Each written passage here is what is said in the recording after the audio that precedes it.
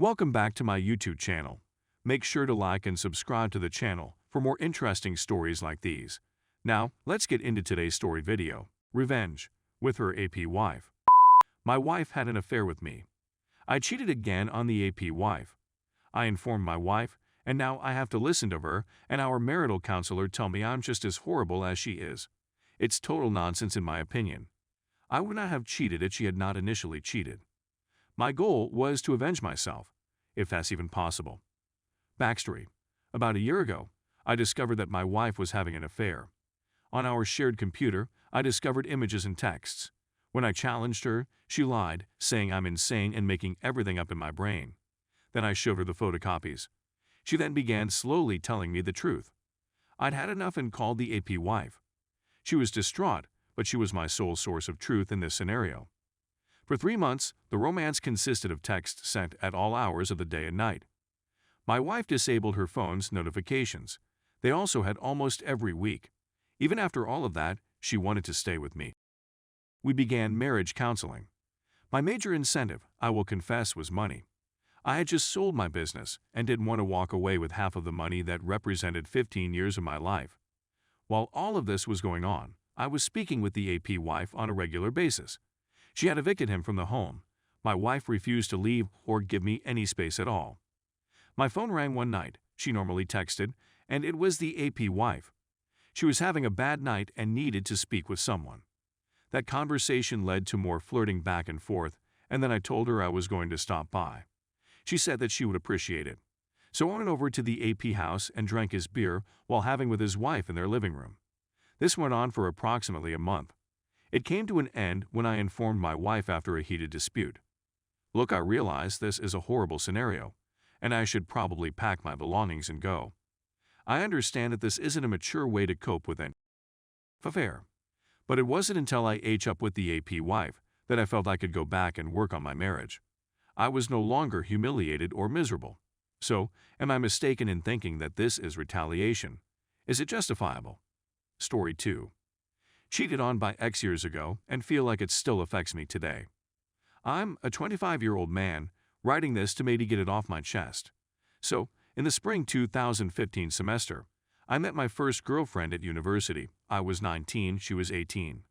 I never had a girlfriend before, obviously, and had only had one relationship previously, my first FWB, whom I'd met just a few months prior. I should clarify that I am autistic and have always struggled with socializing and meeting new people. I met her on Tinder and we got out a few times and had a good time. The third time we went out, things became, but she began weeping since it was impromptu and we didn't have condoms. She was terrified she'd wind up like a friend who had a child and wasn't prepared for it. A few years later, I realized I was infertile and couldn't have children. But in any case, we came to a halt at that time, and I'm not sure what occurred today, but we began dating. We had a lot of fun doing things together and having throughout the final couple months of the semester. At the conclusion of the semester, I returned home. My school was in the Los Angeles region, so it wasn't too far away. We had promised not to see anybody else that summer, so we were largely on the same page and had established ourselves as significant others, or so I thought. She ended up with one of her former FWBs that summer. We went together a few times throughout the summer, and that's when she began displaying some of her poisonous characteristics. As someone with autism who had limited experience with women, I was naive and assumed that this is how relationships operate. Back then, she would just withhold in order to get what she desired, or to force a change in me. I was glad to be learning more social standards, and although I knew it wasn't the ideal method to learn, I liked her and didn't think much about it. I should also say that I was always jealous of how much more experience she had and that she experienced it in high school. The next semester, we returned to university, and more toxic circumstances emerged, which I was too ignorant to recognize as poisonous. Most of the arguments we had and other unpleasant events I was furious about I don't recall since my mind has a defensive mechanism that filters my recollection of details for terrible things. I'll recall something that occurred and an emotion I had as a result of it, but I can't remember precisely what happened or sometimes anything at all. One thing I recall her doing is making fun of my size. I now know I have an above-average size, but I think she was accustomed to BBC. She was African American with some Asian and I'm Caucasian, and would make compliments on my size, particularly while soft. I'm a grower, not a shower. Anyway, after a time, she began to become more emotionally abusive, and I couldn't recall any particular specifics that raised any worries. So with my confidence fading and a sense that something was wrong but being too ignorant to know what, I began chatting with other females online. Nothing came from them, but my girlfriend found out and accused me of cheating on her. Technically, yes, it's emotional infidelity, and broke up with me, but not before beating me. This was the first of many physical abuses she'd inflicted on me. I attempted, like an idiot, to apologize and win her back. We had lunch, and she informed me she had with her FWB over the summer in order to harm me, even though she claimed it wasn't cheating since we weren't legally boyfriend-girlfriend, despite our agreement not to see anyone else.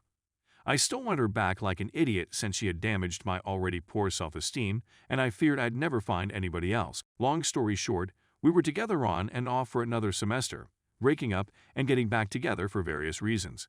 And throughout she was emotionally and physically abusive. She punched me in the at least twice during the relationship and hit me in various other ways at other times. But we were together again during winter break. She was still in her dorm when I returned home. One of her high school pals asked if he might stay with her in her dorm for a while. To her credit, she did ask, and I agreed since I had erroneously trusted her. Though that night I had a feeling something wasn't right, because this guy had a reputation in high school for, I kid you, not taking out his giant and plopping it on other students' tables, and no one reported him, and he never got in trouble, because they were like, oh, that's just his name, that's just how he is. I didn't understand how he never got in trouble, but my girlfriend had told me that previously. I FaceTimed her a few nights later and performed her favorite song on the piano. I didn't think much of it until she began weeping. But when I returned to university the next semester, she informed me that the night that man left, he essentially encouraged her to have with him by saying something like, I cheated on her before, so she may as well with him, or something along those lines. So she had with him, but then she felt bad and urged him to stop. Because of her remorse, she supposedly began weeping on FaceTime at that moment. As an idiot with my shattered self-esteem, I felt I'd never get anybody else and attempted to make it work. I ended things with her about a week afterwards. But I became lonely and let her back into my life for the last time. After a few months, I had had enough and told her in a dispute that I had cheated on her with someone else simply to hurt her. I hadn't, but in my mind it would be the end of the relationship forever, and we broke up for the last time.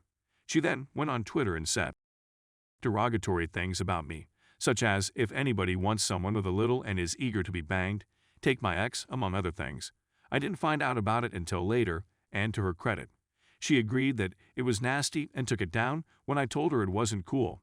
I subsequently heard that when we split up, she immediately went to another man she met at work a few weeks previously, and they were Facebook official the following day. So she was most likely cheating again.